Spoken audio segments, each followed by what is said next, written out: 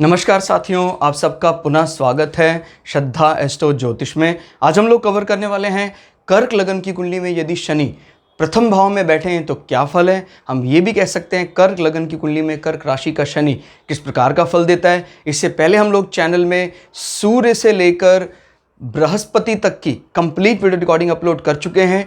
कोई भी व्यक्ति भृगु सरल पद्धति को आधार बनाकर ज्योतिष को सीखना चाहता है, हमारे चैनल को सब्सक्राइब कर सकता है। हम जल्दी ही सूर्य से लेकर राहु केतु तक 9 के 9 ग्रहों का 12 अलग अलग लग्न की 12 अलग अलग राशियों में फल को अपलोड करने वाले हैं। इस अपलोडेशन को टाइमली पाने के लिए आप बेल आइकन दबाएं ताकि आपको सारा अपलोडेशन टाइमली मिल सके। मेरा नाम है सनत कुमार वाजपेयी। 15 साल का अनुभव मुझे साइंस एंड एस्ट्रोलॉजी में। हमारे बारे में और अधिक जानकारी के लिए सिंपली गूगल करें, सनत वाजपेयी लिखें, आपको हमारे बारे में कंप्लीट इन्फॉर्मेशन मिल जाएगी। तो आइए शुरुआत करते हैं आज की क्लास का। प्रथम भाव कर्क राशि और प्रथम भाव में शनि विराजमान है। प्रथम भाव दोस्तों क्या बताता है? प्रथम भाव बात करता है हमारी ओवरऑल पर्सनालिटी की, हमारे जीवन का निचोड़ सार लग्न से काफ़ी हद तक बयां किया जा सकता है। किसी भी कार्य के समय उसकी सोचने का नज़रिया कैसा होगा, उसका बॉडी स्ट्रक्चर कैसा होगा, तो ये सारी चीज़ें लग्न से पता लगती हैं। जैसा कि हम सब जानते हैं कर्क लग्न के स्वामी चंद्रमा होते हैं, तो ये बात निश्चित है कि इन लोगों का इमोशनल अटैचमेंट इनकी सबसे बड़ी क्वालिटी होती है। कोई भी कर्क लग्न का पर्सनालिटी हो, उसके अंदर लोगों के साथ भावात्मक जुड़ने का जो एक कला है, ये उसको हज़ारों लाखों करोड़ों के बीच प्रसिद्ध कर सकती है। भगवान राम, वो तो खैर अवतार थे भगवान, तो लेकिन कोई धरती में भी अगर कर्क लगन, जैसे भगवान राम का कर्क लगन था, तो अगर कोई मनुष्य योनि में जो भी आए हैं अगर कर्क लगन लेकर आते हैं तो उनकी अटैचमेंट बड़ी अच्छी होती है। क्लियर हो गया? बहुत ज़्यादा शुभ माना जाता है। और फिलहाल यहाँ प्रथम भाव में शनि बैठे हुए हैं, तो जब प्रथम भाव में शनि बैठते हैं तो आदमी का कर्मठ होगा, ये इसमें कोई दो राय नहीं। अब इसमें क्या है, इमोशनल अटैचमेंट के साथ साथ आदमी थोड़ा प्रैक्टिकल हो जाता है। याद रखिएगा, अगर कर्क लगन की कुंडली हो और चंद्रमा कहीं कमज़ोर अवस्था में हो जाए तो ऐसा आदमी विचारों में बहुत रहता है, सपनों में रह सकता है, सपनों की दुनिया में रह सकता है। वो थोड़ा ख़राब है क्योंकि मन का स्वामी है चंद्रमा। अगर बिगड़ जाए तो आदमी बस मन में ही कार्य करता है। लेकिन शनि यहाँ पर बैठ के आदमी को कर्मठ बनाता है, इसमें कोई दो राय नहीं है। लेकिन अब ये देखना ज़रूरी है कि इस लग्न में शनि का एजेंडा क्या है, शनि का डेजिग्नेशन इस लग्न में क्या है। तो शनि को एक तो आपके पार्टनर को सिलेक्ट करने का, पार्टनरशिप का काम दिया गया है। दूसरा अष्टम भाव जो कष्टों का स्वामी भी होता है, उसका काम दिया गया है।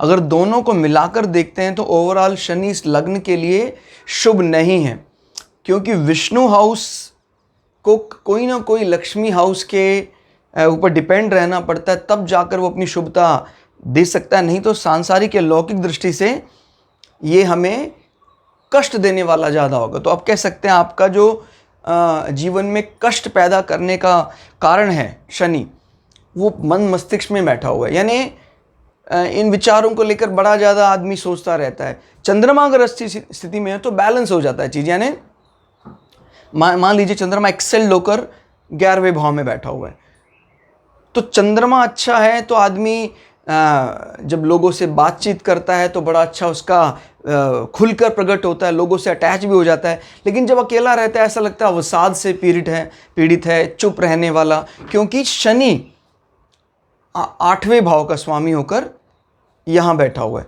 अगर हम यहाँ से गिने तो देखिए, वैसे तो शनि की नज़र पत्नी के भाव में अच्छी मानी, इस भाव को ख़राब नहीं करेगा। इनके विवाह के बाद इनका आत्मविश्वास बढ़ेगा, लेकिन फिर भी क्योंकि इसका स्वामी भी एक प्रकार से शनि इसी को माना जाएगा, तो यही सुख का और यही दुख का कारण दिखाई देता है। क्लियर हो गया? सप्तम भाव और अष्टम भाव का स्वामी आपको पता है जीवन में कष्ट की बात करता है कि किस प्रकार से कष्ट आएंगे। तो हालांकि शनि को यहाँ पर कोई ढिशुम करने की ज़रूरत नहीं है, कोई लड़ाई झगड़ा करने की ज़रूरत नहीं है, जैसे मंगल और शनि के बीच में विरोधाभास रहता है, क्योंकि चंद्रमा तो उसको अपना शत्रु मानता नहीं है, शनि मानता है। तो एक रिलैक्सेशन ये है कि भाई हमारा अष्टम भाव का स्वामी यहाँ बैठा है, तो अब इस एजेंडे को ये यहाँ जाके इन रिसोर्सेज से पूरा करेगा। तो कहीं ना कहीं हमारे मन मस्तिष्क में अनावश्यक कष्ट, तनाव, ये सब रहता है। यहाँ से गिने तो छठा, शनि यहाँ से 6 होकर बैठा है और अपने शत्रु के यहाँ बैठा हुआ है। याद रखिएगा, शनि के शत्रु मानता है चंद्रमा को। चंद्रमा शनि को शत्रु नहीं मानता, चंद्रमा तो इनफैक्ट किसी को भी शत्रु नहीं मानता।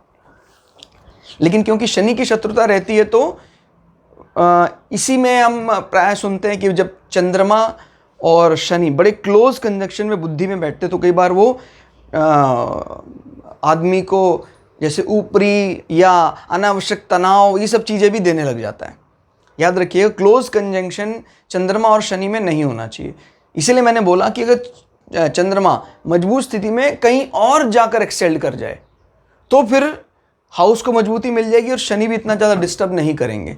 लेकिन अगर चंद्रमा यहीं बैठता है तो फिर डिप्रेशन जैसी दिक्कतें, और ये अगर पॉजिटिवली कहीं संबंध बनाता है, मोक्षा भाव से रिलेट करता है, तो फिर ये मोक्ष कारक भी माना जाता है, संन्यास कारक भी माना जाता है चंद्रमा और शनि का कॉम्बिनेशन। बट प्रायः शनि और चंद्रमा सांसारिक लौकिक दृष्टि से अच्छा नहीं माना जाता है।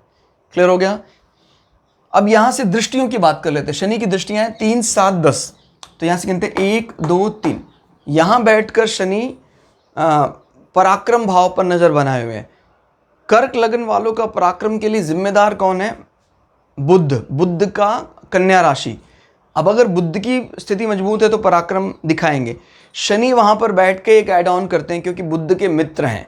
क्लियर हो गया? ये इन सब चीज़ों में पारंगत हैं, यानी 3, 6, 8, 12 जैसे विषयों में शनि पारंगत हैं।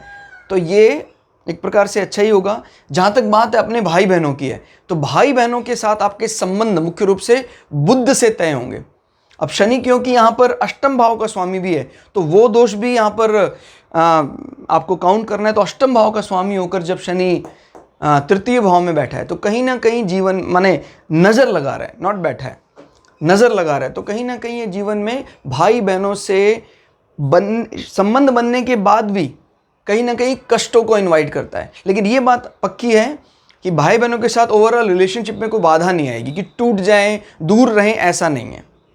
लेकिन आपके कारण आपके भाई बहनों को कष्ट की सूचनाएं दिखाई देती है, क्योंकि ये 8वें भाव यानी आपके कष्ट का सूचक है, जो भाई बहनों को भी कष्ट देगा। यहाँ से फिर हम यहाँ से 7वीं दृष्टि हमने देख ली।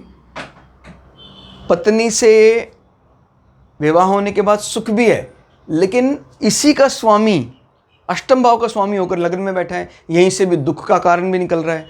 तो ये कॉम्बिनेशन लग्न में की बजाय कहीं और बन जाता तो अच्छा रहता। क्लियर हो गया? क्योंकि लग्न तो हमारा मन मस्तिष्क है, इसको इन सब चीज़ों, इन दोषों से मुक्त रखना चाहिए था। लेकिन मेरी बात को समझिएगा, ये बहुत ही माइनर सा डिफरेंस होता है इसमें गलत और सही का। कुछ भी गलत या सही सिर्फ सिटिंग पे डिपेंड नहीं करता है कि यहाँ बैठ गया तो गलत हो गया।